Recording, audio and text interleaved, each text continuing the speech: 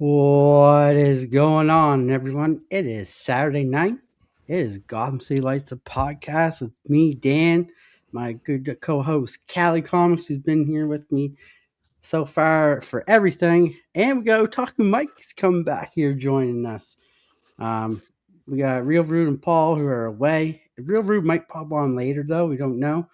But Paul won't be here tonight. But as always, thank you everyone for tuning in to this great episode.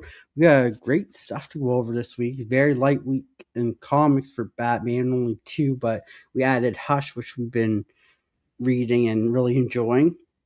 But without further ado, let's dive right in. Let's see how these guys' weekend's going. So, Callie, how's your weekend going? Yeah, pretty lazy. I tried to sleep it off, sleep the whole day away, but no, I had to get up and do stuff. But that's okay. I get to talk about Batman now, not Superman. So I'm happy. Yeah, we got some great trailers to show that are probably going to be better than Supergirl movie. So stay tuned for that. Mike, how's your day going? It's going good. I get to hang out with you guys. It's always a fun time. I've been working on a video most of the day. I've been working on a video for my channel, and I went and saw Supergirl. Unlike y'all two, apparently, who didn't go see it. I'm just gonna say. I'm just gonna say, I liked the movie. I thought it was fun. Well, Mike is gone for the rest of these episodes. Well, let me go. Thanks for having me, guys. As always, let's give a shout out to everyone who's joined us tonight. Appreciate you. But before we do, remember, go check us out on Spotify. We're growing every day on there. Still at 14 followers. Love to see that number go up. But we are at 313 streams and downloads as of today. So we're killing it in the streams and downloads. So thank you to everyone who's been listening to us on Spotify. Thank you to all of our Spotify listeners too. We do appreciate it. If you could hit that star, give us a rating, and follow us, we'd be gladly appreciate it. Don't forget to hit that like button coming in. Helps us grow, and share this out. Tell your friends, tell your family, tell everyone you know. But let's say hello to Robert Pop Springs. What's going on, Robert? Thanks for being here, buddy. Always good to see ya. We got Robbie Josephs in the house. What's going on, Robbie? Robbie sent us another banger this week for the Batman throwback. Sweet. That Callie saying hi to everyone. We got newcomer Alexander Sherman. What's going on, Alexander Sherman? Thanks for being here. Alex? Scroll down here. We got Lalo. Chopzilla's in the house. What's going on, Lalo? We got Matt, Heroes for Hire. What's going on, Matt? Thanks for being here tonight. What's up, Matt? We got the White Walker himself, Steve the Voice. What's going on, Steve? Thanks for being here. We got Trev, the shipping guru. What's going on, Trev? Thanks for being here with us. Appreciate you. And that's all we got for right now. We'll shout to everyone as I keep popping in, as all we always do. But without further ado, let's dive right into tonight's show. So we're going to start us off with thank you to Daniel, as always, for the great graphic. We appreciate you and all that you do. So thank you. And a quick rundown of the show for all of our Spotify listeners. This is more so for you guys and for any newcomers here in the chat with us. We start off with the Batman news, starting with the toy pre-sales, and is it fake or is it real? Which this seems to be the hottest segment besides the community shout-out, because this is fun. We do the grades of Gotham, but that is not yet. Those are usually a once-a-month type deal, it seems. We got Robbie's Batman throwback comic, which is great. We got the Oracle Report, and I have to say, the Oracle Report, Cliff from last Friday really set the bar on this one. So I had to do my homework just to be on par with Cliff's level for this. We got comics and discussions. We got the IG covers. Got the community shout out, quote of the night, and then we ended it all off with what we picked up this week. So without further ado, it's all fake. Oh, sorry, I'm starting. It is all fake. All right, so we got a couple news. So starting off, Batman Part 2 is reportedly bringing in the Court of Owls. Thoughts on this one? People have been wanting this since Court of Owls came out, so about Wait, time, I guess. Are you saying they're doing another Court of Owls storyline? Is that what you're saying? I think that he's talking about. Is this the Pattinson Batman? Yeah, the Pattinson Batman. Okay, yeah. Oh, okay. I thought you were Yeah. talking about the comic. I think it could No. fit well into that too, Yeah, because it's pretty dark and dungy little universe I they think it built. could fit well too. Yeah, even though I'm not a big fan of that movie, I think it could work with how Could like bring dark more, stuff. yeah, it could bring more comic-hearted people to the theater too. Yeah, Not everybody wants to go see Batman after Batman film, you know? yeah. No, I get you. It seems like every week this Batman Part 2 is getting something new or different. It's like they can't make Yeah. up their mind of the lineup that they want to do for it. Or some kind of prequel that's coming before, you know, like just everything it's building though, so hopefully it's gonna be great. Have they started filming? We deserve it. Do we know? I think so. They're starting in August, I think. Okay. In London. Mm. So that's pretty cool. But next up, we have the new plot details for DC Studios' dynamic duo. So here's what it says. The film follows Dick Grayson and Jason Todd as two street kids who call themselves the dynamic duo before their lives take a very different path. Dick eventually becomes Batman's partner while Jason is drawn into the Red Hood gang. That's a little Red Hood different. gang. Okay. That doesn't look like Jason on the little one. Doesn't look like Jason. That looks like Damien. It kind of does, huh? I think I just found like a picture for this. It just put on two Robins. I'm curious to see if like this actually becomes a thing, and whether or not like these theories possibly come to fruition, because we never know what's going to happen, you know, with a movie. Yeah. Hopefully we get some of that good Red Hood lore, because yeah, the original Red Hood gang, they're like dip people's faces in buckets of vinegar for like an hour or whatever until your skin started to fall off. That's where you got the Red Hood from. Yeah. But it's cool that we're going to see different paths for the two. Yeah, I'm curious how it's going to come together. Like, will Dick be Nightwing at this point? You know? I was going to say, does this imply that Dick is still at the circus? His parents are still alive? I would assume so. Because it says he eventually becomes Batman's partner. So I'm thinking maybe it's before year one or whatever. Yeah. Yeah, it's kind of too soon to say, you know. It's very vague when it comes to what they're talking about. What's up, Bleaker? What's going on, Bleak? Thanks for being here. What's up? But yeah, I'm looking forward to this. I kind of like how they're splitting the two up. Nice, Dick. Dig, what do you call Iron Man when he doesn't have any clothes on? So, okay. They're going to be called the dynamic duo, and it says Dick will eventually become Batman's partner. So they're not going to be Robins, right? Yeah. So they're not Robins. So they're just going to be Dick Robin and Jason. Jason just be the Red Hood. Well, Jason is that where the persona, right? The origin of the personas? Yeah. Yeah. Because to have the Red Hood, you kind of have to kill Jason off. Like that's not for him to join the gang. It says he's going to join the gang. Yeah. Not become Red Hood, just join the Red Hood gang. Yeah. So maybe they're hinting at this is why he went that way in the end.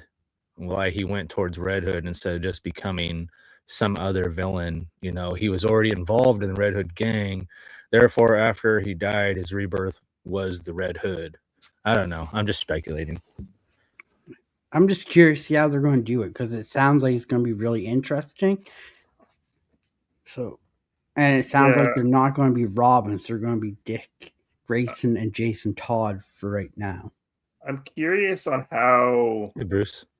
how much of the comic books they're going to bring into this, because Jason becoming the Red Hood is a big story, or Yeah. you know, with dealing with like all the Lazarus pits and all like the lost history and stuff like that. Like, it's big. It's a big pivotal moment for that character.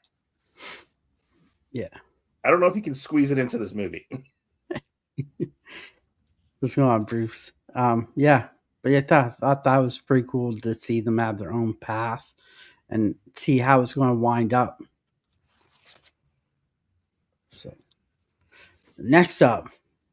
So, have a closer look at a new teaser poster for the next animated film, Batman: The Lost Cause. And this is it. This is a poster. Is this based on any story? I don't know. I just found the poster and it's called Batman's Lost Cause. It's going to be an animated film. That'll be interesting. Okay. What's it about? I don't know. No, we don't know what it's about. Nothing. No, It just nothing. gave us a teaser poster. That's poster? it. The only thing I'm worried about is oversaturation. It feels like DC is really pumping out the Bat anime right now. Yeah. I mean, they've kind of always done that, especially with their animated stuff. Like, if they're all connected, that's cool. Yeah, like Batman's always, especially what was like 40-something films within the DC animated stuff. Yeah. Most of those were Batman movies. Yeah. I would like more details about this. Once we get more, we'll have more in the news. But right now, this is the only thing they got is a teaser poster. Well, was this an old series, Lost Cause, or what's up, Nerdy? What's up, Nerdy? Want to talk to you? I'm not sure, Callie. Like I said, it didn't really give me a whole lot to go off of. My it just said Texan. Batman Lost Cause teaser poster. So I'm not sure. I'm not sure if it's going to be like that Batman Ninja, where it's just Mike. Oh yeah, just like that one animated series. Oh damn! Okay, so this is a fan film, apparently. Really? Yeah, this is a fan film, and it serves as a standalone sequel to 2022's fan film Batman: The Broken Promise. Okay, yeah. So it's a sequel to a fan film. All right. It recently gained traction via a crowdfunding campaign. Not bad. Okay. All right. You know what? Fan-made stuff is sometimes really freaking good because they can do things a little different. Okay, that's interesting. That's interesting if it's a fan-made thing. I mean, it's got to be better than... Yes, Batman Ninja is trash. It is trash. Don't watch it. I don't know if this is trash either, but I mean, you know, I haven't seen the other one from 2022. It looks like there might be also something else with Lost Cause. Let's go on, Mike. Nerdy, thanks for being here, guys. I don't know how much Google is shout out to chat this. All right, so next up, we have 2 trailers we're going to show tonight. Something new on the show. So first up is going to be Batman Nightfall trailer. So let us know if you can hear us in the chat. Hopefully you guys can. But yeah, here it is. If your screen goes black, just hang out. We'll be right back. Wayne story. So I'm still there for it. It looks like they captured like the essence of Nightfall. Yeah, it looks really good. That's crazy. It's gonna be 3 parts. I didn't see a broken bat. Did you? No. Like that was the whole point of Nightfall is Batman is broken, and what does everyone do when he's broken? I mean, I'm guessing we'll probably see the breaking of the bat in the first part. You know, that's my guess because you know Nightfall's a long story. It's a pretty long story. So it's going to be 3 parts. Pretty well though. It's not bad. Yeah. It's going to be 3-part movie series. Yeah. Okay, that makes sense because you got Nightfall, Night Quest, and that was the last one. I forget off the top of my head. I can't remember. It's Night something. Yeah. That would be interesting because they actually split up the Dark Knight Returns as well into like 2 movies, and then like they were re-released it into like one big movie. You think they will do that for this as well? You know, just I don't have know. one long movie. I don't know. I know it's 3 parts, so I don't know how long the movies are going to be. They'd have to release them pretty quickly in succession because nobody's going to wait that long for a 3-part cartoon. And I think the Dark Knight Returns was released pretty fast, if I remember correctly. Yeah. But yeah, I mean, this looks cool. Nightfall's a really good story, in my opinion. Like, it brings some interesting things to like the mythos of Batman. You know, with the whole like him trying to find a replacement and stuff. You know, it would be cool if it was 3 parts because you get the story through Bruce's eyes, you get the story through Bane's eyes, and you get the story through Jean-Paul Valley's eyes. You know what I mean? Because Valley's the one who in the end beats Bane. Bane is the one who realizes that he was not actually defeated by Batman. He's defeated by another man wearing the suit. And Bruce is on the sidelines for a lot of that. So it's going to be a lot of juxtaposition between the 3 if they do it that way. But I doubt they will. Yeah. I hope they show John Paul's blackouts. You know, when he like blacks out and like just makes shit. Maybe he does have the suit there, so the chat's popping off tonight. Thanks everyone in the chat. Appreciate it. It's late, yeah. Sorry. But will they pay? So next up, last one is DC officially announces a new Batman animated series starring the Joker called Joker Laugh Riot. Okay. Interesting. And from what I read, a little bits and pieces, it's Batman's dead. Oh. And this is a series, huh? Okay. So I don't know if he's dead, or if they think he's dead. I don't know. Right now in my head, I'm picturing like the Joker, but like with Harley Quinn. You know how the Harley Quinn series is? That's what I'm picturing in my head right now. Yeah. But I don't. Yeah, I don't trailer know for this one? No trailer for this one. Not yet. It just has. There's a video up on Instagram, and it just has like a swirl that says the Joker. I have a feeling Batman's dead. So, you know, at the end of the movie, he'll come save the day. Yeah, probably. Same studio. Bruce says same studio that did Rooster Fight. I love Rooster Fire. That show's awesome. Oh, yeah. If you can make it past the first 3 episodes, you will be rewarded. Fight. That's interesting. Yeah. The first 3 episodes are tough, but after that, it's gravy. Oh no, what? That's going to be fire, Alex Andrew says. Do you but yeah, that's Joker it for the news, guys. There wasn't a whole. This is all that's there for the Joker. Just says Laugh Riot. Do you think Joker could hold his own in like a series like this? Like him just being the Joker? Like, does Joker need the Batman? People would want to see it. Yeah, I think so. Bruce. I think so. Everybody wants to see the Joker. I mean, if Harley Quinn can, Joker should be able to. But the Harley Quinn show is almost like a parody into itself. I feel like. Yeah. But I don't know. All we have is this image to go off of. That's all we got right now. But it's all speculation. Hopefully the week coming we'll know more about this one. But yeah, so here's some questions for you. Only 2 questions this week, okay? Who is the fourth? I got money sign, but who is the fourth Mount Rushmore of Batman's Rogue Gallery? We got Joker, Two-Face, Penguin. Who would be your fourth? Do you want to go first, Callie? Joker, Two-Face, Penguin. I mean, I'm biased towards Mr. Freeze though. That's the problem. They don't really utilize him very much in the series. I mean, even in Absolute Batman, he was dead. It was his son. That was, you know what I mean? I guess Ra's al Mike says Ghul, hush. right? Raish.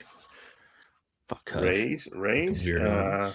Yeah. Okay, I'm gonna throw a curveball right now. I'm gonna say Condiment King. Okay.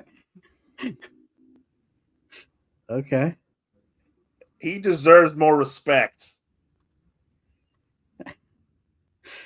All right. I'm going to go with probably right now with Bane as the fourth. Okay. I don't know. Bruce's is pretty good. I kind of like Bruce's. Child Protective Services should be the fifth one. God.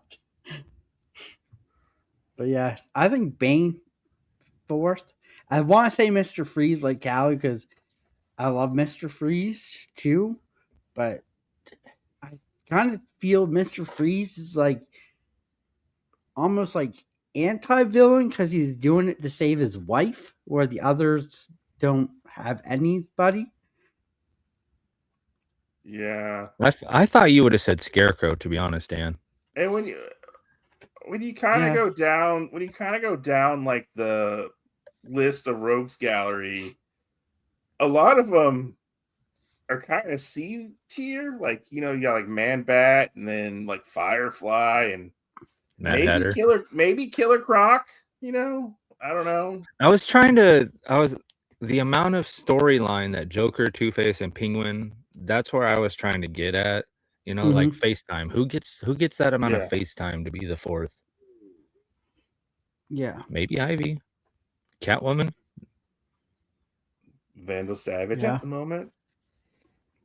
He's everybody's villain. I know he's everybody's villain. That leads us into the next question. What do we think of Vandal Savage? Should he be done after the event that's coming up? Yes. No. Yes, I do. I think he should. Where's he going to go? He can't die. He lives forever. He can go back to fighting the JSA like he used to do, okay? Because you just want him out of the bat. You want him out of Gotham, is what you're saying. Yeah, I want him out of Gotham. Get out of here. Look, he needs to go back to the JSA where he belongs to go fight them because, that's like one of their big bads. I think they realized he wasn't that badass, so they just kind of made him a C-list character now that just kind of makes the rounds.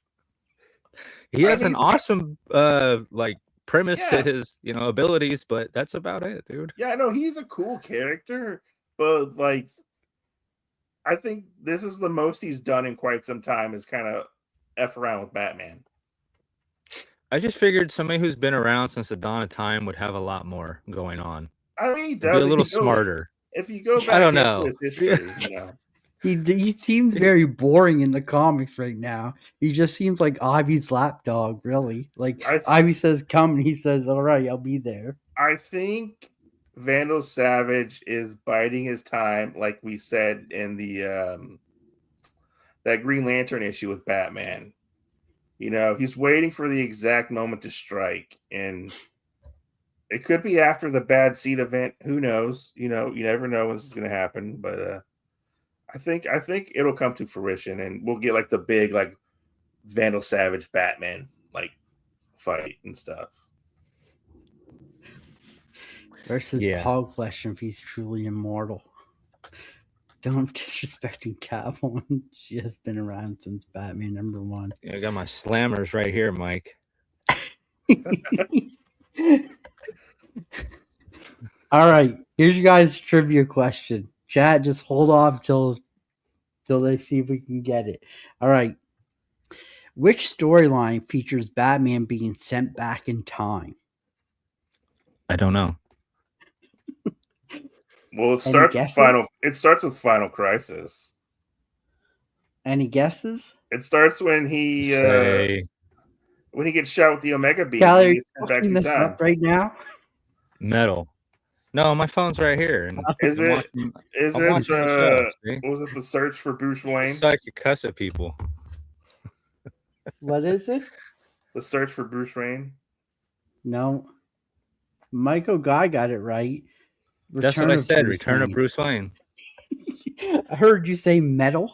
I was close. Okay. I was telling you what my phone was made out of. That's the one where he becomes like a pirate and a caveman and Native American. Man bat. I like that cover. That one's cool. All right. Here we go. We're into our favorite thing here now. So remember, 1, 2, 3, or 4 chat. Wait till it's done. We'll discuss a little bit about them. But 1, 2, 3, or 4, what you think is fake, what you think is real. We'll go through them all first. Starting off with NECA Batman Adam West figure. Price is $39.99 and it's out now. Not bad. That looks real. NECA. Yeah. Looks like a NECA product, that right? looks real. Says look NECA like no right there AI on top of the stuff. box. It's not What do bad. you think? Like this one? Got the brows. Yeah, it looks real. For $40, I think that's about average, right? Yeah, it about is. average About for your overpriced $40 toy. to $60 depending on the figure for NECA. Yeah. I like this one. This one's really cool. I think this would be a great collector item. NECA pieces are normally pretty cool. Like, I really like a lot of the Turtles NECA stuff. And so seeing them get into the Batman stuff is amazing. Mm-hmm. This chat's all fake. All right, everything is fake. That's number 1. Number 2. Well, everything is awesome. Oh, sorry. Vintage awesome. 1976 Batman parachute toy by AHI. Sale price $85. Release date is 1976. Oh, it's not $85 in 1976. Yeah, Trixie Hobbitses. Yes, no. That price is fake. No. This is real. That is an eBay price, and this is real. Yeah, I agree with Callie. All right. So that's number 2. Number 3, 1989 Batman Smoke Capsules prop replica. Pre-sale price is $448.35 and is sold out. What? Smoke capsules? That might be fake. Did he use this to stab people? Fill them with smoke? I don't remember that being. That's what they look like. I don't remember. I mean, I'm not gonna say what they look like, but they look like butt plugs. That's what they look like. Yeah, some like cyberpunk butt. This is the prop replicas from 1989. They're the bat plugs. 89. I don't ever remember seeing these in the movie. Yeah. Were they like hanging up in the bat cave somewhere? I think so. I don't think he ever used them. No, probably not. Because doesn't he have a little ball? Dirty.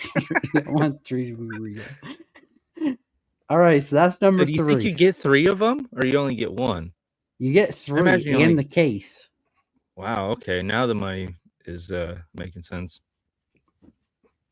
How big are they? It's a prop replica, so about normal size.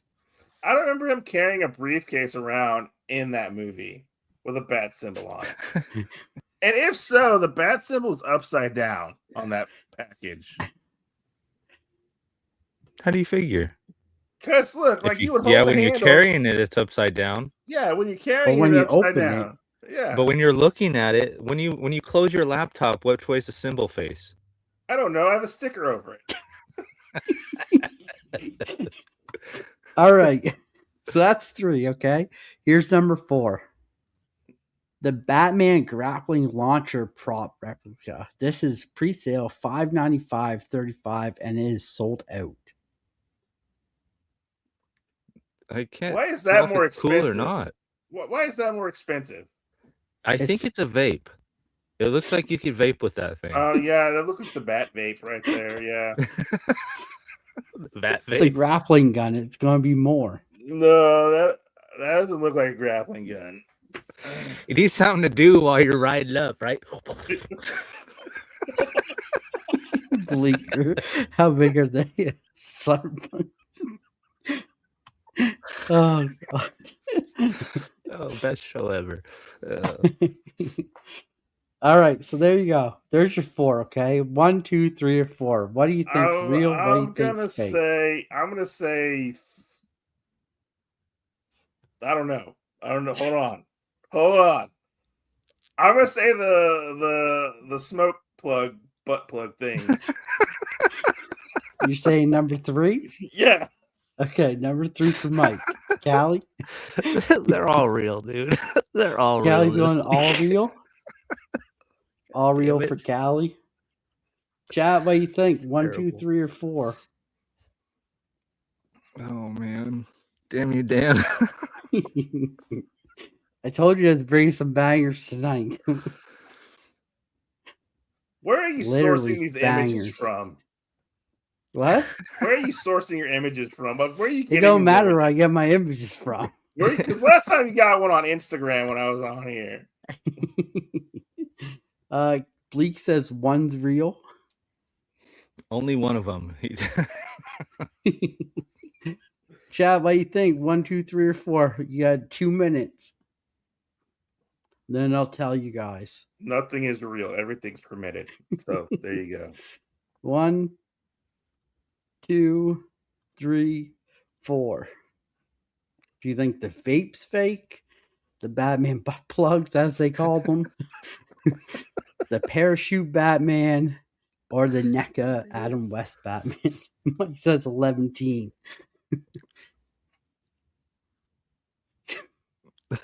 Oh, Robert says 3. Look, 3's look. fake. Whatever you want to stick up your anus, you can stick up your anus. We're not going to judge you. We listen and we don't judge, okay? And I was going to say, Bruce, there was obviously 3 of them. Yeah. Why are you asking? You can share with a friend, obviously. There can only be one nerd, he says. All right, guys, here we go. He says 7 is fake. All right, so the fake one tonight is Parachute Batman. No, say it ain't so. No, that's like a toy that would come out in like I know. The 70s. See how it's like all warped on the bottom down there? He totally looks real. This is fake. There is no toy company called AHI. You don't know that. I know. This could be some like Rio de Janeiro product. I don't know. Yeah, it could be from like, I don't know, Cuba or something, Puerto Rico. This one goes through. Damn it. Wait, no. Wait. But yeah, so this is your fake one tonight. There's one fake, and it is the Parachute Batman. Great. So the butt plugs are real. See, well, not the Parachute butt Batman. plugs are real. So there you go. The friend at the time bleak. All right. Oh no. So let's go on to Robbie's Batman throwback. This week, we're going big. Detective Comics number 292, June 1961, features a classic giant Batman story with a Superman cameo, a Bob Kane cover, and the final appearance of the long-running Roy Raymond TV detective feature which ran for decades. Also, we have an appearance of Batwoman. This is a highly collectible piece of Batman history. That's pretty rad. You get the old Batmobile cool. on there. Yeah. Cool book, Robbie. Yeah, this is pretty cool. I like this one. It looks like Batman's Bob Kane cover. Car. Steve, I just sold my absolute Batman number 1. Some people will do anything for a Batman comic. Oh my god. Things are getting hard, especially with the prices for comics nowadays. Yeah, so this is really nice. I like this. I like the cover too. Is that the Batmobile or Catwoman's car? I think it's the That's a Batmobile. Batmobile. It looks like he's like playing with it. Yeah, it looks like he's playing with like a toy it's car. Like, vroom, vroom, vroom, vroom. Yeah. Yeah. He's catching the Batmobile just in the nick of time. Oh, so they were falling and he caught him. Okay. Cool, and 10-cent comic too, so that's great. This is in excellent condition. This is part of Robbie's own stuff, so it's great to see. Nice. And then you got a cameo of Superman, which I mean you could do without that, but they should bring back this Batmobile. And we have the appearance of Batwoman too, which is kind of cool. Man, let's all give Steve a round of applause and a congratulations on selling that Absolute Batman 1. Oh, there you go, Steve. Damn. I hope you get something big with that, dude. That's awesome. Yeah. Yes, sir. Hopefully you get the money first before you send the comic too. And spend it before you send it. Robbie says Robin and Batwoman are in the Batmobile. Awesome. Oh, that's pretty cool. Bleak says OnlyFans. I mean, yeah, I can pay bills. You mean comic bills, right? Yeah, your monthly comic bills. It's Glenn. Look, hey, Glenn's here. You heard Superman. Hey. Weird. We'll just go with the no Dan. But yeah, that's awesome. Thanks, Robbie, for doing this, buddy. I can't wait to see what you have for us next week. So awesome. Thank you for doing that. And it falls in line with Detective Comics, which we're reviewing tonight, too. So awesome. Now we know how Bruce really feels. All right. Here's our Oracle report this week. So Cliff set the bar on this one. If you guys haven't watched last week's show, you really got to watch last week's show because that is what you want in a guest. Cliff nailed last week's show, and he has the golden ticket to come back anytime he wants. So I haven't watched last week's episode yet. Well, you better go watch it. But yeah, all right. Killer Moth is a supervillain who was primarily remembered as an antagonist of Batgirl and Batman. Having decided that the lawbreakers of Gotham City needed a costume protector, just as honest citizens had Batman, Killer Moth emulated the Dark Knight in every way, copying his paraphernalia and building on his legend to create his own supervillain identity.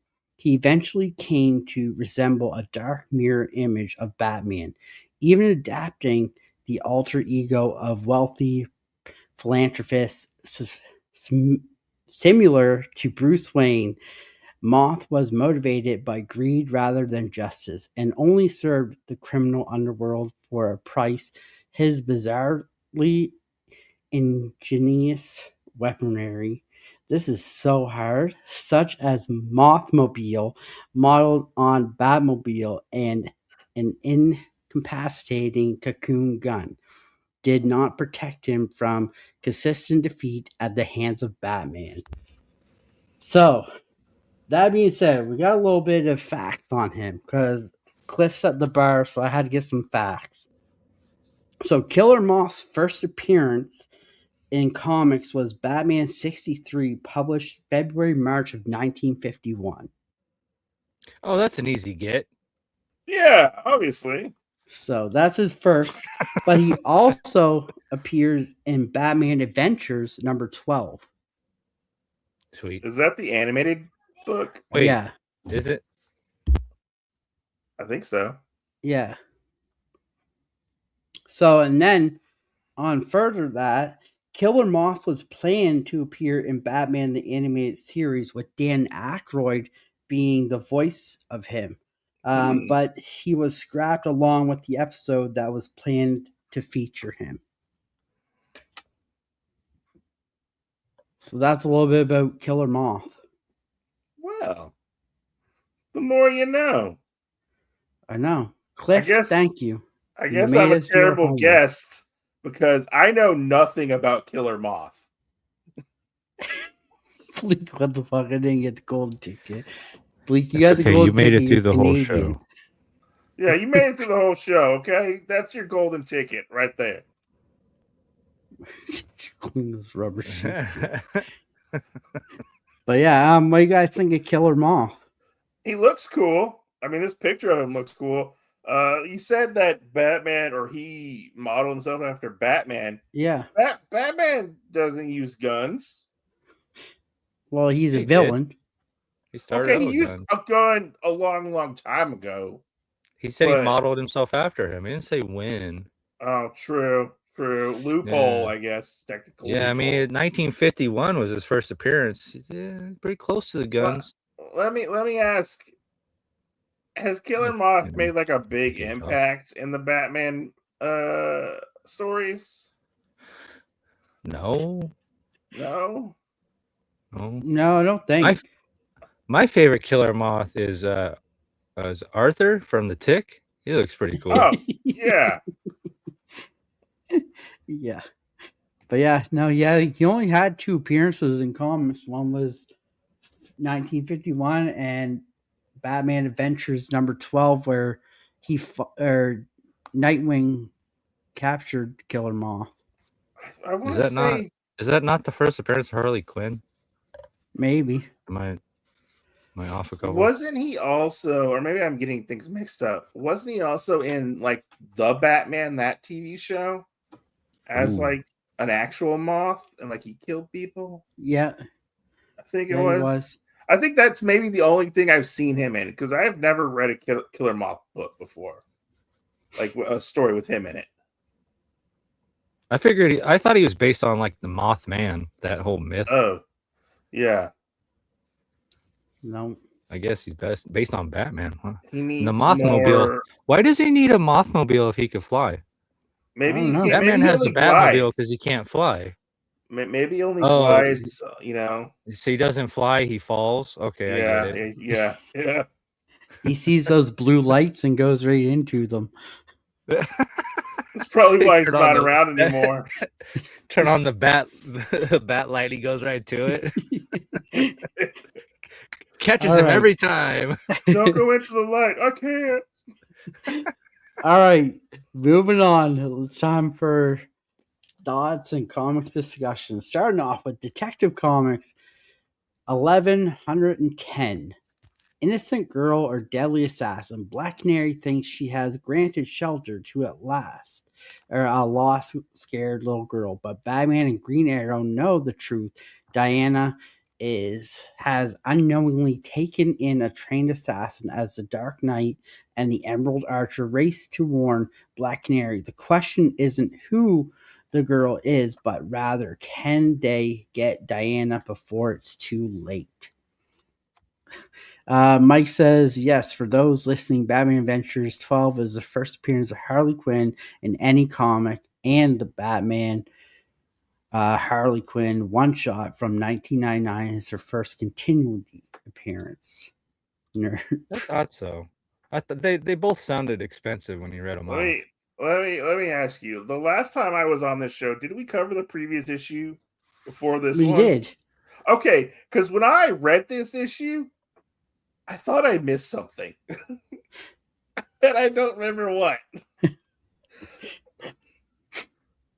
But yeah, so I guess started off with your opening pages here. We see Diana, Oliver, and Piran all skydiving through. Yeah, Piran.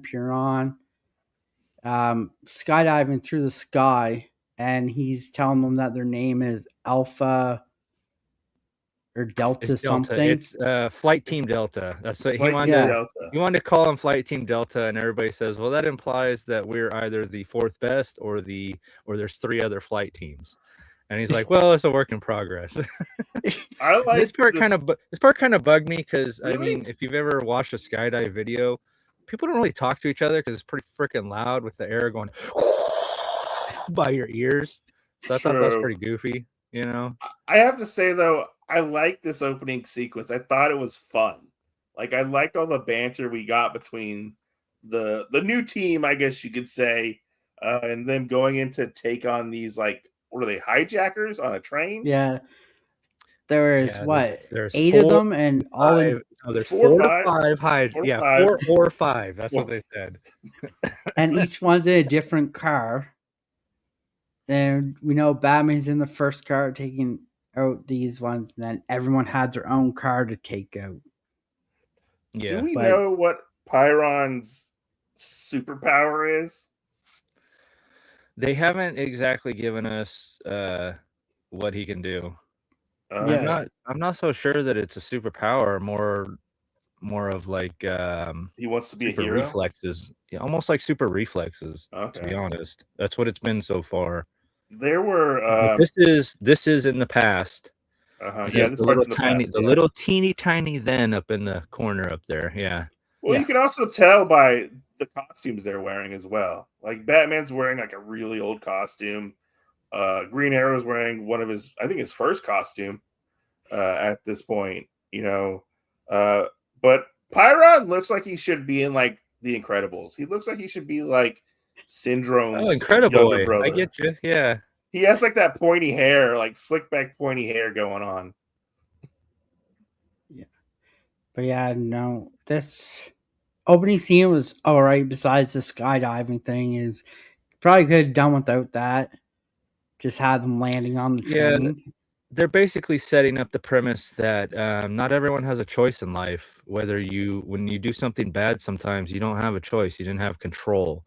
And Prion is alluding to the fact that in his past, he didn't have control over himself and what he did. And it kind of foreshadows what's going to happen in the rest of the book. Yeah, and then lo and behold, Batman gets knocked out from behind because he's too busy worrying about this kid. He gets shot in the back. Yeah, Yep.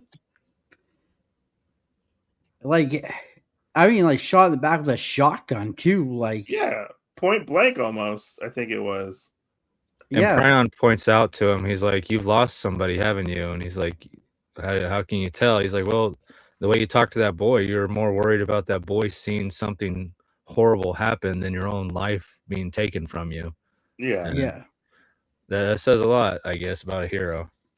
I mean, it's just a lot about Batman because, you know, he was formed as a hero seeing a horrific death of his parents, you know. So see, I'm guessing he doesn't want any other people to see like what he kind of witnessed, you know, or at least a child not seeing Yeah, he doesn't want that kid to have to go through something so horrific. Yeah. I mean, just telling a kid to look away, he's not going to see the initial act, but you know he's going to turn and look at your dead body. Come on now. Run, dude. Get out of here. Get somewhere else. what's going Not on? just, See how "Don't less look." rocks?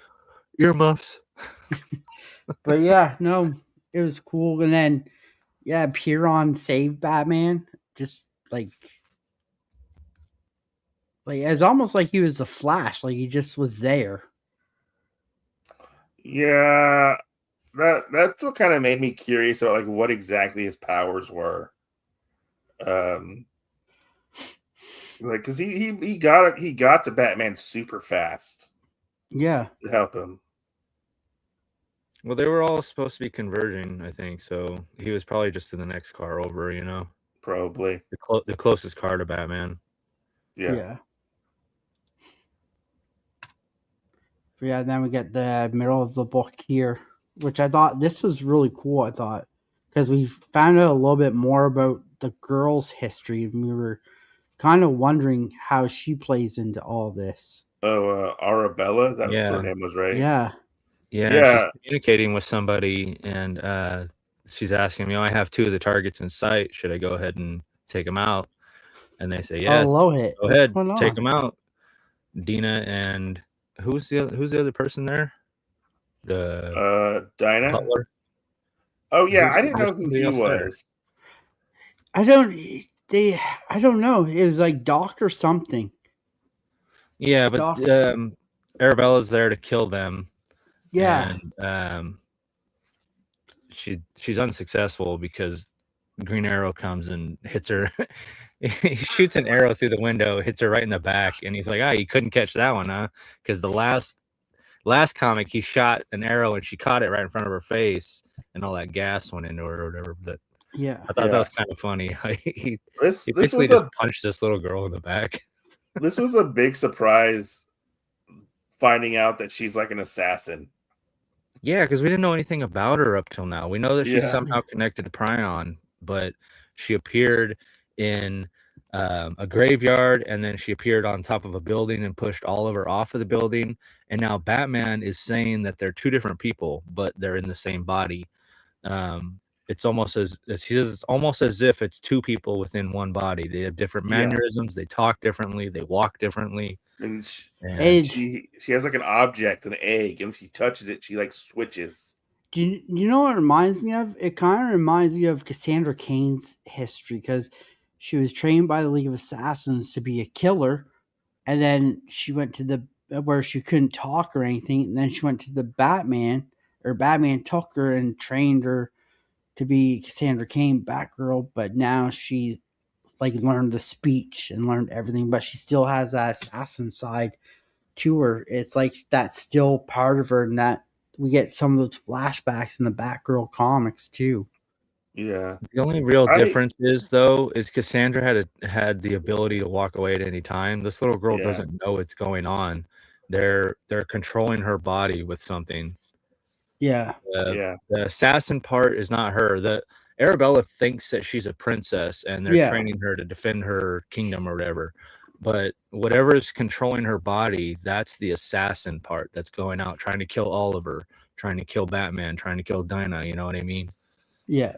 Yeah, this was a really big twist at this point.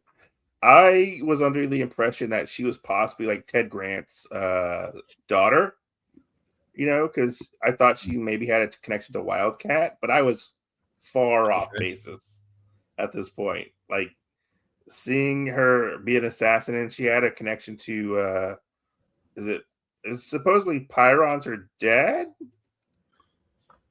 Yeah, I think it is her dad, yes. Yeah. Because he buries something he like hides something in her room and puts a note on it and says, when you're ready, go ahead and open this or something, right? Yeah, it's like a toolbox, basically. Because they're both being controlled by basically a League of Shadows type of organization that's using these kids to assassinate people. And he didn't have a choice when he was younger, and he ended up dying. Dinah killed him, and the little girl's finding out right now that Dinah's the one that ended up killing Prion. But there is this whole underlying subcontext, whatever you want to call it, where people don't have a choice of what they did, and you still have to pay a consequence for that. Like, I think that's where it's leading to, is that Prion was, because they said that he disappears during the day, right? And they only see him at night, and they don't know what he's doing. So I think he was still under that little egg thing. I think he was still under its control, and he went out to go kill somebody, and Dina had to stop him, you know? Yeah. No, this was like when we first started this, and then we found out the girl in the graveyard and everything. This went a whole different way than what I thought it was going to go. No, it like flipped like completely. Yeah, Taylor has finally started closing this ball in, and I like it, because before I was like, what are we doing? What is going on? None of this is cohesive, and now it's like finally we get the whole picture, you know, and it's finally wrapping up, and I like it. Yeah, I've only read like these two issues, this one and the one like a month later or before, and it makes me want to go back and pick up those other ones and actually finish this storyline, because it's been a pretty good story for the most part, most parts that I've read. I almost wish they had started with her pushing Oliver off the building. Yeah, you know what I mean? Yeah. If it started at that point, and then you go back to Prion and then come back to, because starting with her in the graveyard was weird. It was like, what's going on here? Why is this? Is this a ghost? That's what I thought. I was like, is this a ghost? What's going on? Yeah. No, we all had our speculations on it, and then it's like it just it was like it wasn't going anywhere, and then just this issue just kind of flipped the script, like Mike Totally. said. Yeah. But I almost found this issue to be more Diana Black Canary heavy. Yeah, very Towards much. the end And the of it, next it one was, seems like yeah. it will be as well. I like Yeah, the They part even where say what Green Arrow says to Batman. He's like, you know why she's the one that has to go in and get Abigail, right? yeah. Or Abigail. I can't remember her name. yeah.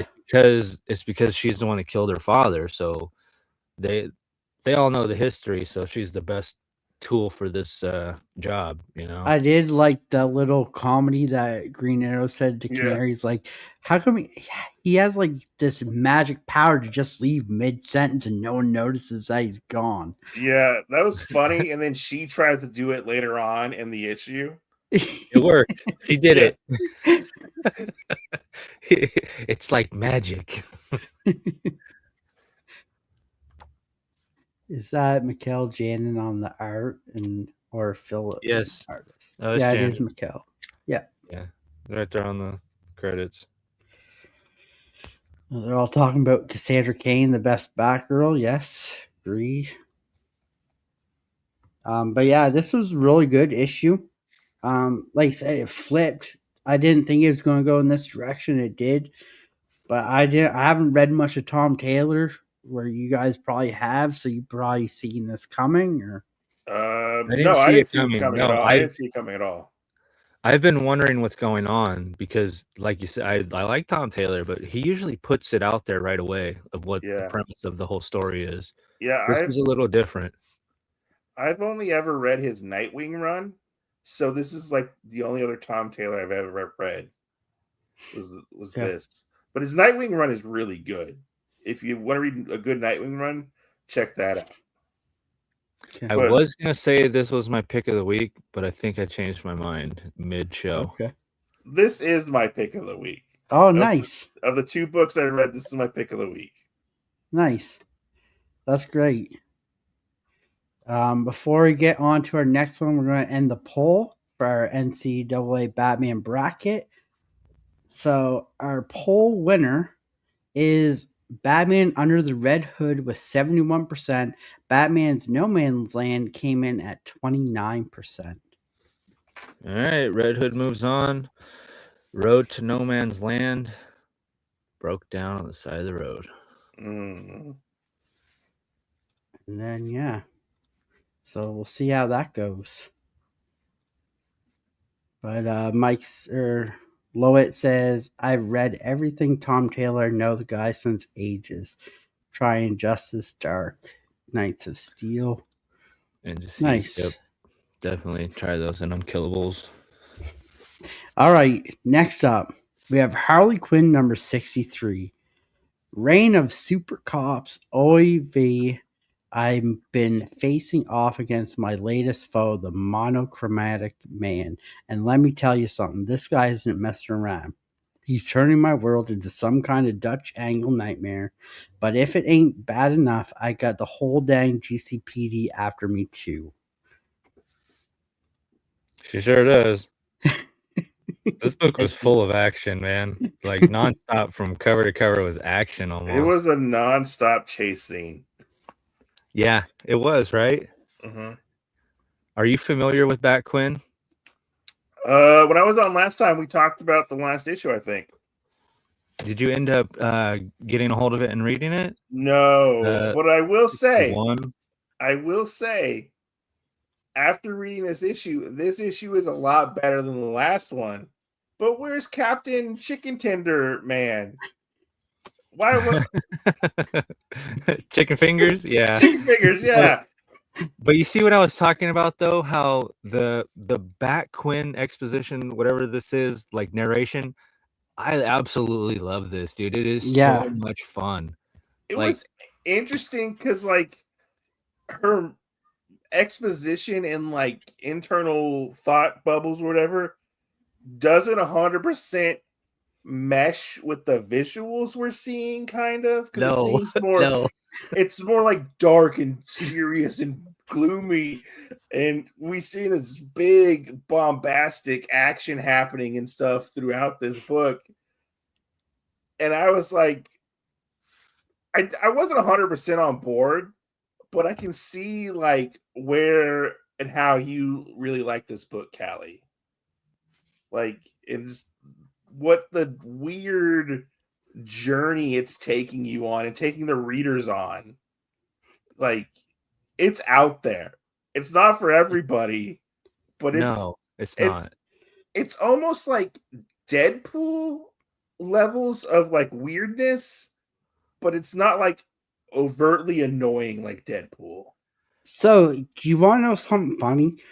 The last few issues of this, I have not liked. I have not liked Harley Quinn. But whenever she becomes this Bat Quinn, it's like this has been my favorite issue. Because it's just a different side. She's trying to be serious, but the action does not mesh with the character at all.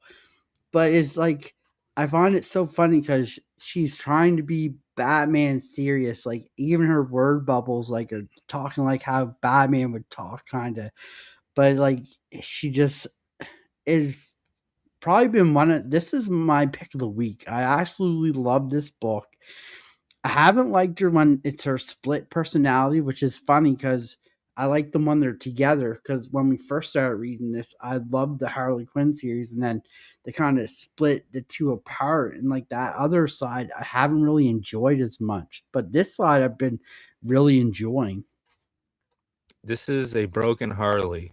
She had her heart broken, and this is how she's dealing with it. She can't emotionally attach to anything right now, so she's become a symbol of justice, like Batman, an emotionless wrecking ball. That's why the other Harley, the brain, is everything that feels emotions, everything that she considers to be deep down Harley. This is her imagining what she has to do to be accepted by Ivy as the mayor of Gotham, because Ivy has turned her away because she doesn't take anything serious, and she's gonna get she mentions that you're burning bridges I haven't even created yet. And I think that deep down Harley knows she's right, and this is her crazy attempt at doing something about it, I guess, and she's just mentally broken.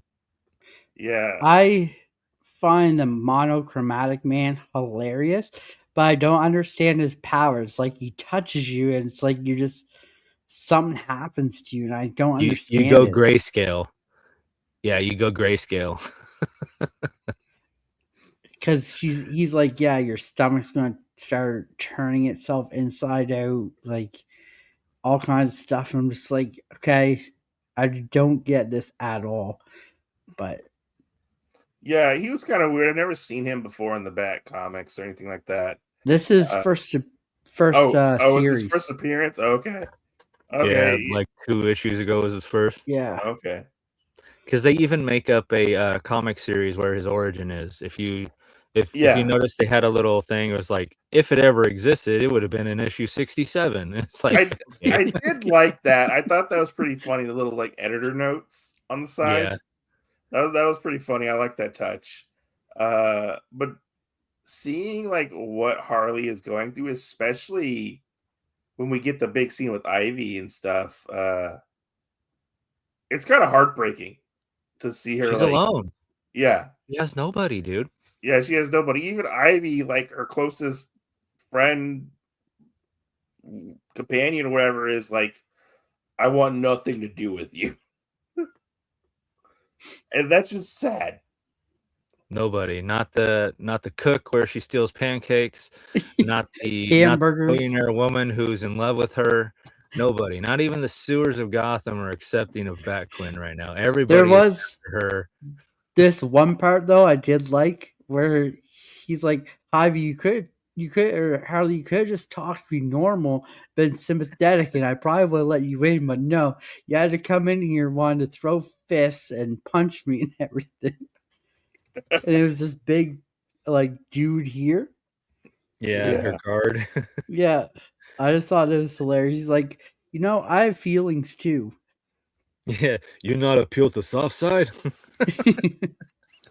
I just thought that's hilarious because this book still has that little element of funny and goofiness to it too, which is cool. And then The he's art like, was "You always killer, man. bring I in loved the the art in air." this issue. Yeah. The art looks better than the last issue that we read. Yeah.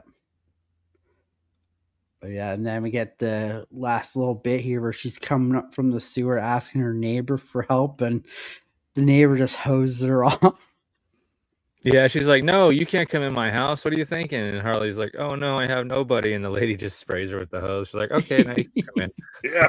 She finally has somebody that will accept Quinn for who she is. Even after all the trouble she's caused, she's like, "Yeah, well, you're my neighbor. It's what you do for neighbors." I thought the old woman died at this point when the building exploded. I was kind of wondering what happened. I was like, what just happened? Boom. And all the bad guys are standing right where the explosion was, and they're okay. Yeah, no, it was cool. Yeah, I don't know who these bad guys are. I think these are going to be some new villains. Or no, these are all the ones that were just from the past couple of issues. Like the guy on the guy looking like M. Bison, that is Balloon Baron. That's the guy who is always in the balloon. Okay.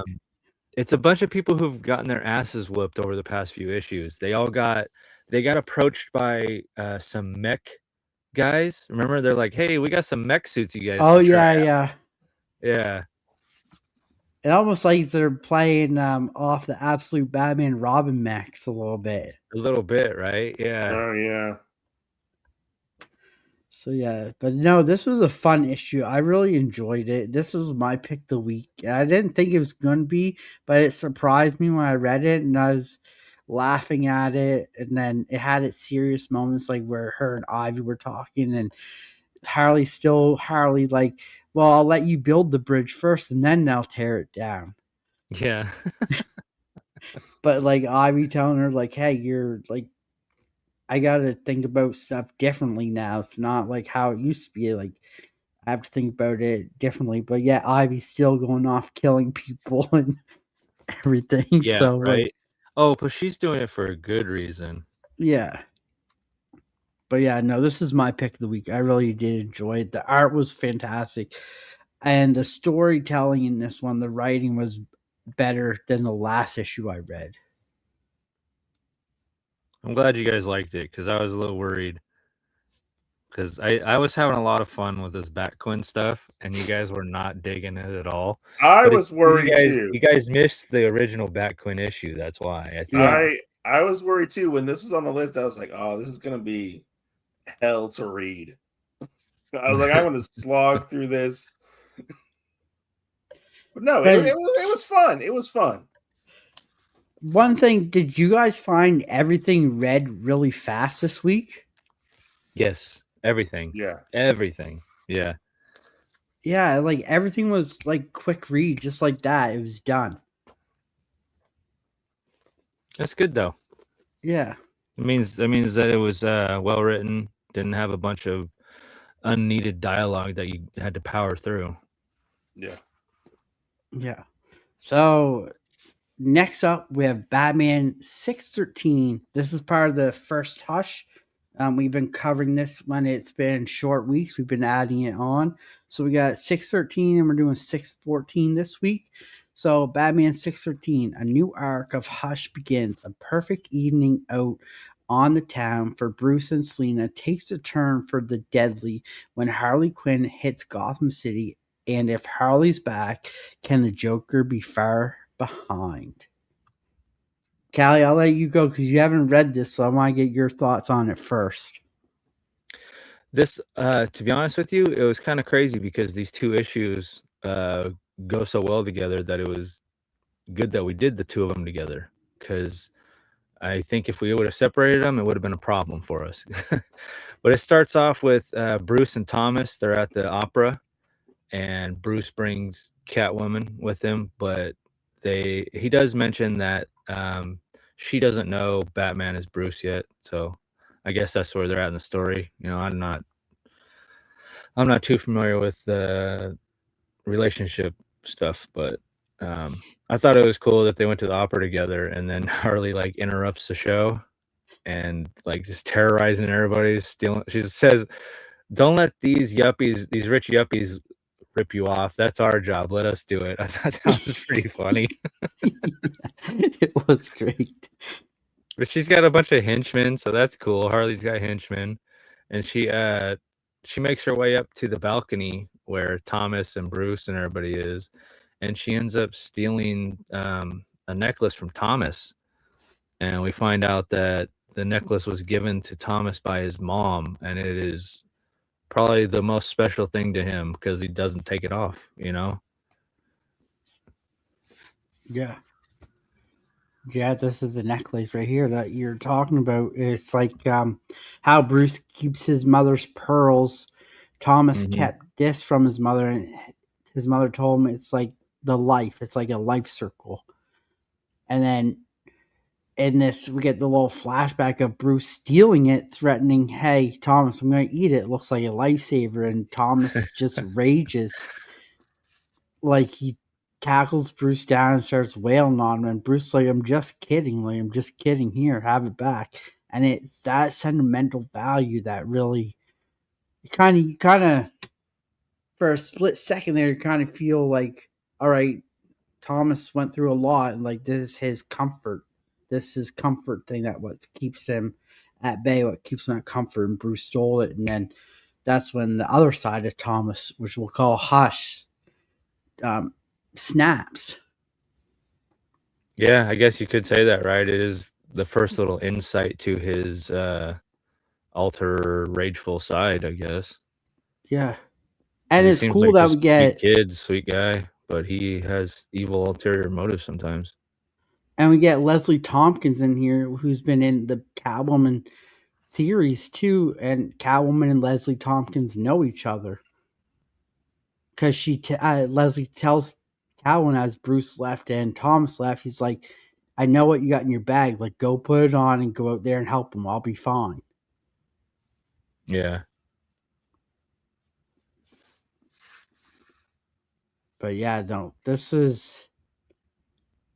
Hush one. I think is probably the better one out of the newer one that we got.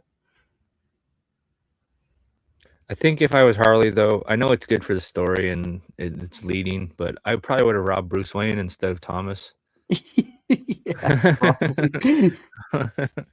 But Thomas chases Harley because he wants his mom's necklace back, and Bruce is worried about Thomas, so he goes after him, and he hears a gunshot, and he knows that he's too late. And by the time he gets there, Joker's standing on top of the body of Thomas with a bullet wound to the chest. Joker's holding a gun that says "bang." Obviously, you can't fire, but that's where we're left on this issue. This one went really fast. Yeah, it did. It read, like I said, it's like everything we read this week went like quick. Yeah. It was an awesome ending though, with the Joker sitting there laughing. Yeah, that is really cool. And then Thomas getting Harley to get his necklace back. And I think he holds it in his hand too. I think it's what's in his hand. But yeah. Mike, did you read Hush 1 at all? I have never read Hush 1 before. I've watched part of the movie, but I've never like read this book before. I know it's a big like book within the Batman mythos and stuff. It's probably a book I should read, being on a Batman podcast, but I was a little busy today, so I didn't get to read all the books. You could probably read this, and I could probably get like the compact thing. Yeah, I know about that too. Yeah, but yeah, I mean, it's a very popular book for good reasons, because we had a really good creative team behind it, and like just the mystery of like who or what Hush is, and like how it ties back into Bruce's and his history is pretty interesting. It seems a little a little bit of his childhood. Yeah, it seemed. I'm gonna be honest. That scene where he's like teasing Thomas, it seems a little uncharacteristic for Bruce. To They were just wrestling around, and he yeah, happened I to get know. his necklace. Yeah, but seeing how you said like Bruce's his mother's pearls were like his thing, and like this was Thomas's thing. Maybe Bruce respects He those didn't boundaries. know. Oh, He he didn't didn't know. know. Okay. Yeah, Yeah. that I think that was the tone setter. He was like, "Oh shit, dude, sorry, I didn't know that it was like my mom's pearls, bro. My bad." Yeah. But yeah, no, if you get this, it reads really quickly. You can read the whole thing within an hour, probably. Yeah, I think like the compact edition is like not that big. Like it's like not Yeah. that thick. All right, He next did a up. great job on it. Batman 614. Batman takes on the villain you've been waiting for, the Joker. One is Dark Knight, the other is Clown Prince of Crime. Batman's oldest foe finally has gone too far, and Batman makes a vow: tonight the Joker dies by my hand. For all the crimes the Joker has committed, Batman seeks retribution. Will the Dark Knight finally do what needs to be done? No. Yep, this right here was just flashbacks to everything Joker's done while Batman's beating the crap out of him. And I hate to say it, but this is the Killing Joke rinsed and repeated. It looks like it. Because it's because I know Thomas isn't dead, okay? Spoiler. I know he's hurt. So it's basically same thing. Joker shot Barbara, and he tried to break Gordon with that, right? Now Joker has shot Thomas, and they're trying to break Batman in the exact same way. Yeah. But Yeah. Joker, as Batman, is wailing on Joker, wailing. Joker saying, like, hey, I did not do I'm this. Like, innocent. I'm innocent. And Harley comes in and she's like, Bats, he's innocent. He like, I believe Mr. J. Like, I've been with him forever. But I thought it was funny. Like, Harley goes to try to smash Batman and just crushes Joker's arm with her hammer. Oopsies. She's like, oh shit. But yeah, we get the cool, like, I love that we get the cool, like, water paint flashbacks in this. Like the Barbara water paint one. And then the next one that I don't know. I'm pretty sure you got the next one too. The Jason. Yeah, Right there at the Jason. bottom. Yeah. It's basically him going through and remembering all these things that he's done to people he loves. And it's, his mind is probably not quite all there right now. And good thing that Catwoman comes along and reins him in. She's like, this isn't you. If the shoe was on the other foot, you'd tell me to stop too. Like, this isn't what you want. This is what they want. Yeah. This isn't justice. And you're right. The Joker the whole time, he's like, stop, stop, ha, stop. I'm innocent. Ha, stop. Yeah. Like the Joker's pleading for his life pretty much right now. Like, he's like, you know what? I haven't been beaten up by the bat in a while. I think I'll pretend to kill somebody. That way I can get my rocks off by getting my ass kicked. But yeah, even Batman, like, even when Catwoman tries to like control him pretty much, she's like, he grabs her and punch. Well, I don't know why he does, but he hits she the got bullet shot. wound. Yeah, she got shot in the shoulder, so he just like punched that shoulder as hard as he could, so she'll pass out. Yeah. That way she'll stop trying to stop him and stop trying to make him stop killing the Joker. But in this issue, we get one of my favorite panels because my boy is not dead like he is in the main Absolute series, but the voice of reason comes to be the one person that, one of the people that I truly trust, and that's Jim Gordon. Jim Gordon shoots Batman's arm. He's like, this is a warning. And then he shoots the ear off on the cow, which is cool, and has a gun in the back of the head. And he's like, listen, we've both been here. Look what happened to me. It's what's happening to you right now, kind of deal. like Jim Gordon as being the voice of reason, how Batman was the voice of reason for Jim when Barbara got shot by the Joker. Because we get a lot of flashbacks of Barbara being shot by the Joker in this issue. Well, Jim still maintained it till the end. Remember, he said, I want him brought in by the book. By the book. Yeah. Remember that? That's Yeah. like, so Jim never broke. So, I mean, this is the second attempt at one bad day for Batman, you know? Everybody seems to be the voice of reason but Batman in this issue. Yeah. Yeah, yeah.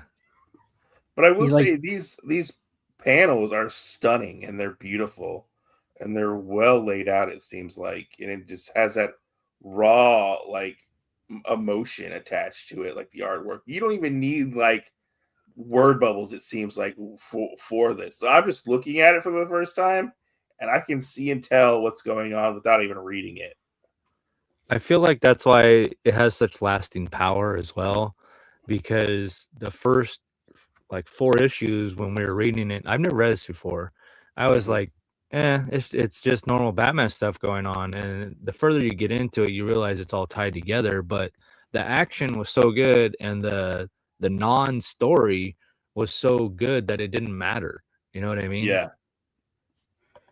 and I love how Jim's trying to be the voice reason, but Batman's like, I could break his rib so it goes through his heart. I could crack his skull.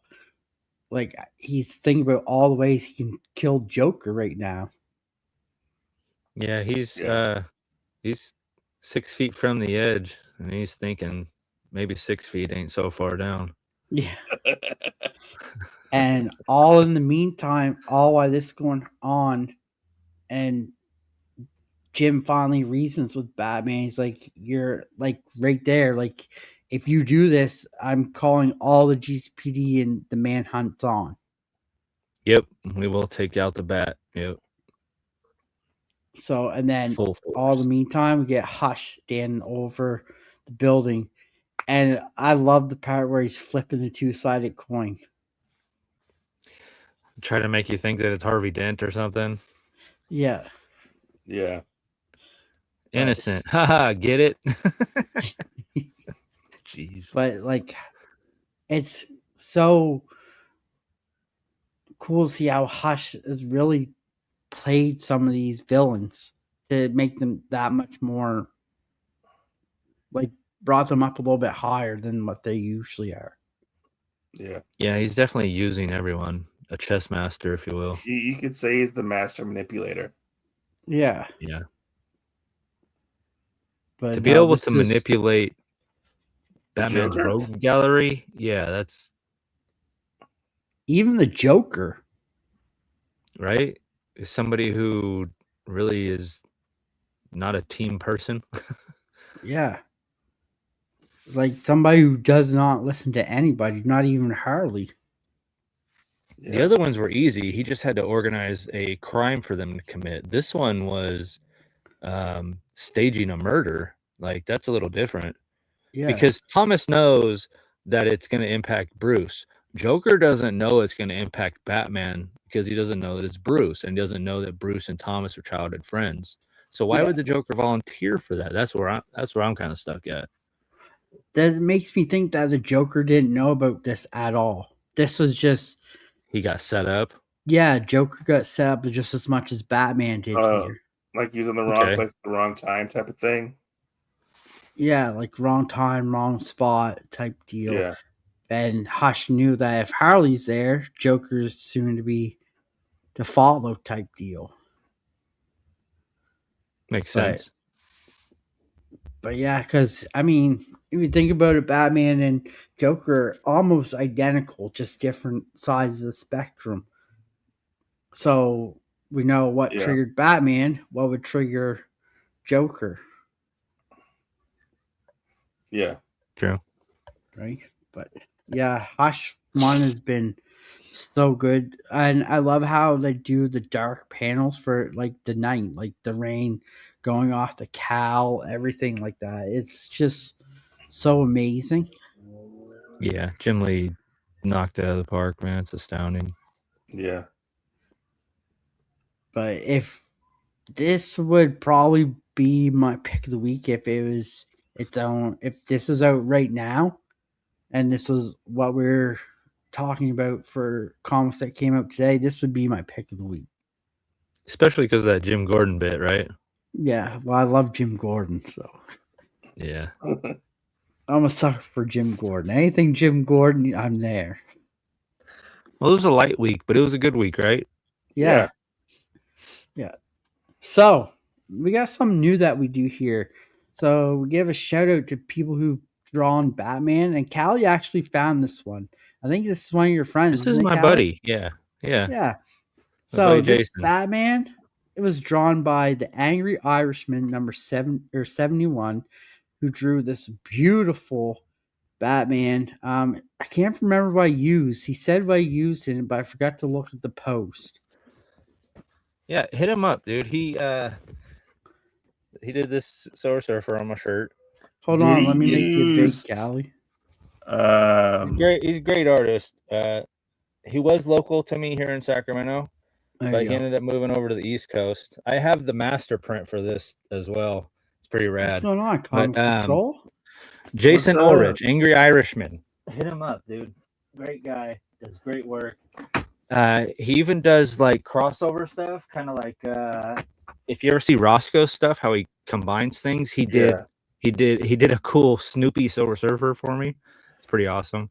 It looks almost like pastel was used on like the color for Batman and stuff, but I believe he uses all Copic markers. Okay. Yeah. Okay. Yeah. Yeah. That's a sharp look. I like how it has like the everybody else on there is like in black and white. Like it very much like it's a very good contrast for that picture. No, that's amazing. That is amazing. And so his IG is there. It's at the Angry Irishman 71. Go check out his IG page. I did, and he's got a lot. He does a lot of great art, like a lot. That's cool. I'm gonna have to check it out. He's actually related to Joe Sinnott, so he's part of that family. They are great people, amazing guys. So check them out. But yeah, no, great. This when Callie said this one, so we did this one. It was really good. Like I said, one of Callie's buddies.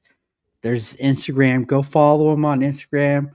Give his stuff a like. Leave a comment on his stuff. Let him know how, if you liked it, what you liked about it. It really helps people and makes them want to do more. So yeah, tell him you saw him on Gotham City Lights podcast. Definitely. All right. So next up, remember get those Batman covers in. It was quite a light week for Batman covers this week, but we did get a winner. There were some great ones to choose from, even though being a light week. But yeah, get your covers in. You can get them in anytime during the week, as long as it's before Saturday at 8:30 p.m. Eastern time. That is the deadline to get them in. So if you get them in by then, you will get entered into the draw. So as always, Callie did a lovely video. We're going to put that up so you guys can see all the great covers, and we'll be back with the winner. This one might be a little loud.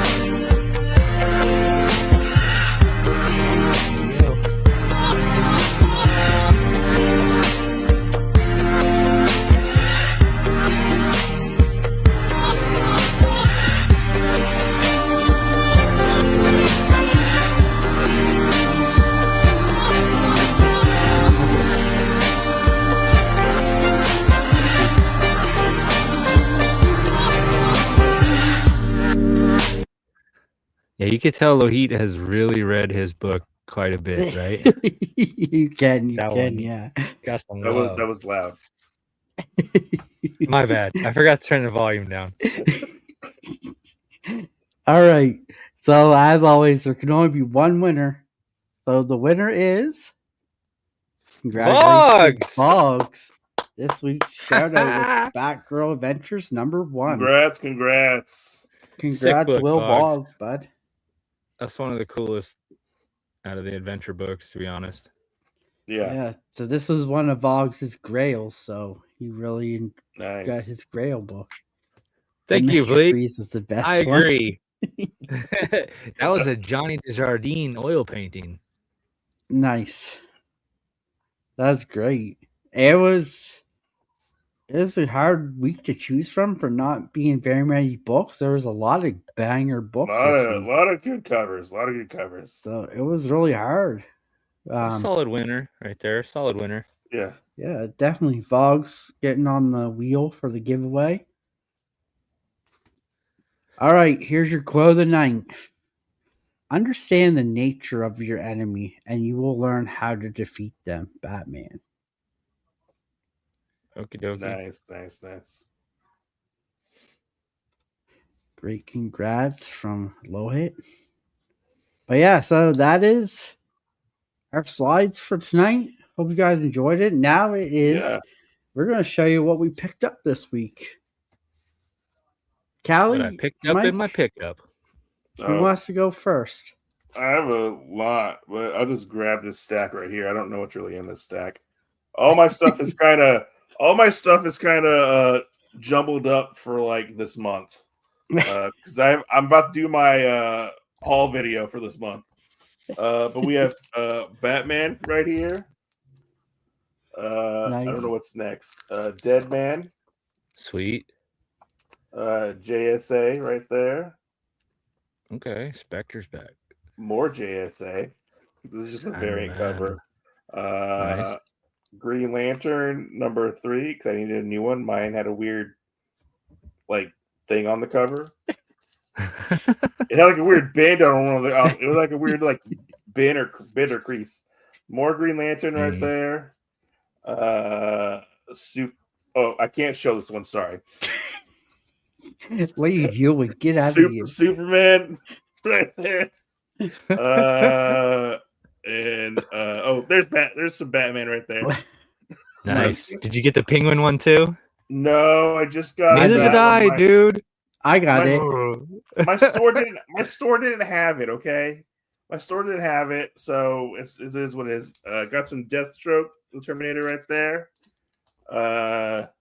And that's all the books that I grabbed out of this stack. So nice. I got 2 of the Twoface covers and 1 of the Penguin covers. Nice. I'm gonna grab something. Wait, hold on. All right. I got it. All right, you got it. All right. So yeah, this is the biggest thing that I got. All right. It's huge. It's humongous. You ready? Yeah. Oh, nice. Oh, I dig that. That's cool. Yeah, I got the poster, so that's rad. They just came out with the foil cover last week, so I had to get the poster. But the Harley Quinn, I got the Terry Dodson. Ooh, nice. Yeah, that one was pretty cool. Detective Comics, I just got cover A. The Detective Comics were all right. They weren't all that great. Pretty Hate Machine, #3. If you're not reading this, it's not that bad. It's pretty decent for a indie book. I've never heard of that one. Yeah, it's not bad. I went to Sinister Creature Con on Sunday, the day after our last show, and I picked up some Penny Dreadful. Oh, cool. That's cool. Shabina book. Nice. This is a Kickstarter, and these were a set you could get. And my buddy Adam Kellenberger is running the Kickstarter, and he's Shabina's rep. He gave me a killer deal on that. And then he ended up giving my wife a Pearl Shabina poster for free too. So shout out to Adam. That was pretty awesome, dude. You kick ass. That's awesome. There was a lot of guests there, like Skeet Ulrich, Pam Grier, Doug Jones. But the only one that I got to sign something was Sean Patrick Flannery. I got him to write, "Is that the right Rambo?" And then he signed it for me. So that was cool. And then I got an AOK from Brucifer, the Morning Star. Sent me some Michael Turner greatness. Nice. Oh, those are good. Jay Anacleto, I believe, is this one. I got some Nightcrawler. Ooh, X-Men Classic. I love that run. Yeah, dude. Storm. Yeah. I don't even have those. You might have to send those to me to complete my collection. I don't think I will. I think you should. And I got this dude. He sent me this Zatanna Catwoman, Adam Hughes. I do not have this, and I am so happy he sent me that. But he sent me a book. I've been looking for this book for like 8 years. All right. Oh. And the only reason it's taking me so long is because it's such a silly book. But I told him about it, and he found it in like less than a month. So I'm kind of angry about that. But I'm really happy that he sent it to me. It's the Ford Rotunda Christmas book. So the Ford dealership in Detroit, I think it was, they would hand out comic books in their office. And this was the one from like 1974 or something like that. And it's my favorite because they're all in this goofy ass square Ford Econo line, and all the reindeer are up in there waving and shit. I mean, this is my kind of stuff right here. This is my kind of stuff. That's like a Grail book, I feel like, for your collection.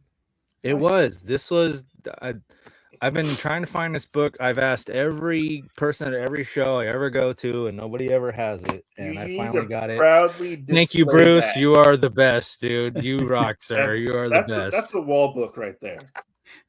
And I finally got a book back from Sacramento Comic-Con back in March. I got a book signed by John Romita.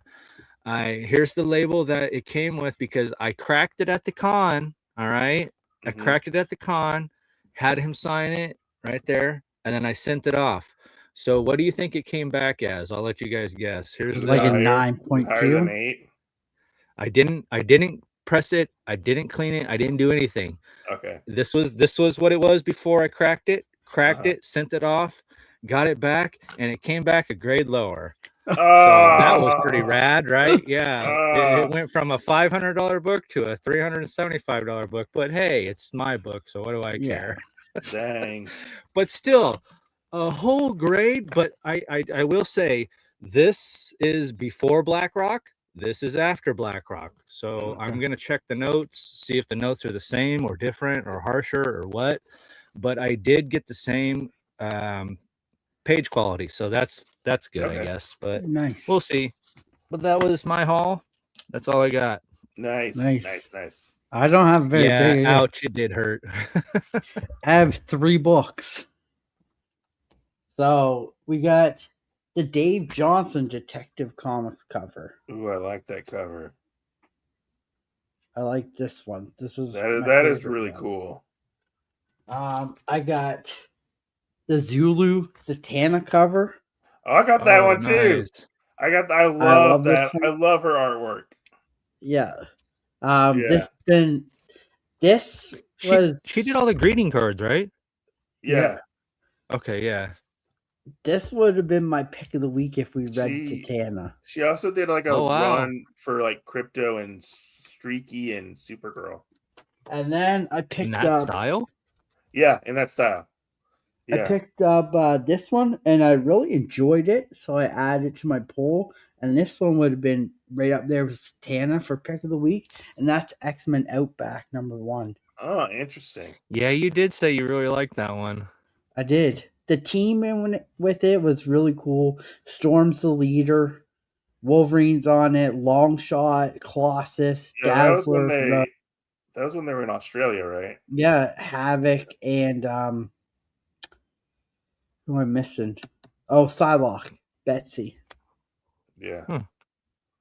Pretty cool. But yeah, just those 3. Those are what I got for this week. It was short back for me. But yeah. Before we get here. Man. What? It was a cheap week for you. Yeah, it was. Before we get here, let's see what everyone's got going on. Mike, what you got going on this week? Well, I got a Blue Devil video coming out. next week, and I'm currently working on a video for the Alex Ross covers for the JSA series. I'm doing a video on that soon, so you can check me out on my YouTube, Otaku Mike or the Otaku Mike. Yeah, nice. Yeah, Callie. Me, I got nothing going on. you Listen, got I the know Bleaker's in podcast the going chat. on.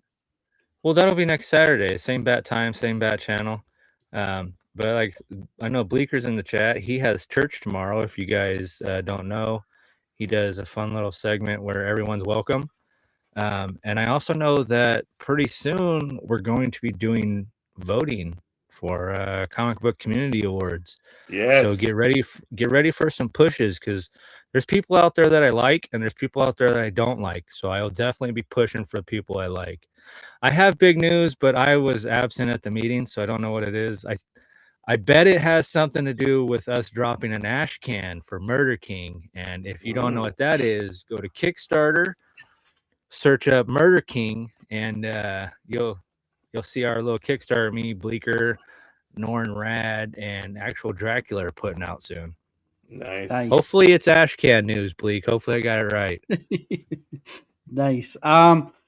So for me, we got this show on Saturday nights, which is the highlight of my week. I enjoy this show. I have the great co-host in Cali Comics. Mike joins us whenever he can. Real Rude, who hasn't been with us, but he's with us. And Paul in 619 has been here in a while, but he's with us. Without them, this show isn't impossible. Without the chat and all the great guests that we have on, the show isn't impossible either. So we want to say thank you. We do have our anniversary episode 50 is coming up very soon. And we're doing a theme night for that. And that is why we got the NCAA Batman brackets, because you guys will determine what our theme night is.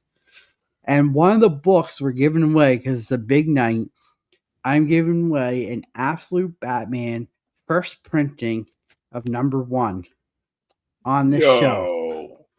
But can we win it? Yeah, you guys can win it, but you have to be in the chat starting from now to every show we do to be able to win that book. Okay. No. Okay. Cliff went above and beyond. Bleak, and then you're welcome anytime. You know that. Whenever you want to come on, you just let me know. We'll have you on. So you're great. We'll have lots of other guests on. We got July 11th. We have Brucifer is joining us on here. Let's go. No guests till then. So it's just going to be us rocking. And I wanted to actually debut something tonight before we get out of here. So, as you know, me and Steve White, we've been talking. We have a new live coming out this Monday. Oh, yes. Oh. And it is called Canucks on Comics. And everybody who's here first, you're getting to see the first live preview of our intro. And I'm going to bring it up so you So we're super excited to do this. It's going to be every Monday. It's going to be 7 p.m. Eastern time, so 8 p.m. Atlantic time for me. And it's only going to be an hour show. Everyone's welcome. We've been debuting it as talking comics for Canadians by Canadians. Are you only covering Canadian comics and Canadian creators? Okay. No. Okay. Is it just Americans? Is it just Captain Canuck? Are you just doing Captain Canuck? No, it's going to be the greatest American hero, that Canadian actor. So we're going to talk about all the comics that are coming out this week, what we have on our poll list, comics we think you guys should be checking out. We got a little bit of comic news. It's going to be a fun show. The more, the merrier. We're going to have open panels so everyone can join or hop on. I have a question. Will you be talking Wolverine comics? Unless one of us has it on the poll list, maybe. But I will say this. Opportunity. I will say this. There might be maple syrup. Okay. Are you guys gonna have chugging contests like Super Troopers? Oh yes, please do, please do. A liter of maple syrup each. Steve says, Whoever keep your sticks on finishes the ice. bottle first gets to be the host that night. Can I get a liter of cola? But yeah, no, we're super excited for cop. this. Like I said, it's only been an hour show, but it's a show that we hope everyone will enjoy. And I mean, what's better than having two Canadians sitting there talking comics? Yeah. I mean, nothing really, right? We'll see. We'll see. And it's going to be open panel, so anybody can hop on with us and talk. So yeah, we'd I love mean, to see Canadian. What? Any Canadian, right? No, yeah, anybody. Canadian?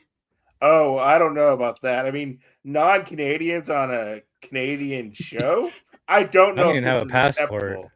Yeah, I don't know. I If might I'm update my passport. You know, it's gonna be a fun time. Getting to see what everybody else is picking up in their poll lists and everything. Talking comics. I think Putrid and Cupcake Comics are going to be with us the first episode too.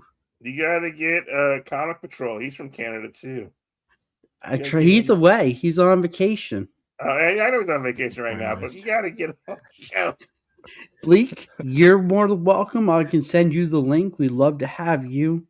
We're hoping to get a lot of people to join us just to hang out and talk comics, because I think that's something we all enjoy, and I love to see what some of you guys have on your poll lists or what you're picking up. I feel like there's a lot of live stream people out there that owe Steve a lot of view time, and if Steve is going to have a live show, they better show up. Yes, sir. So it's going to be a fun time. We've been talking behind the stage. I think we're going to wear some Canadian T-shirts. Oh yeah. Man, like I said, you guys make it really hard to like you. I swear. Maple syrup going on and all that. We were talking about we should get some beer cans, line it up. But yeah.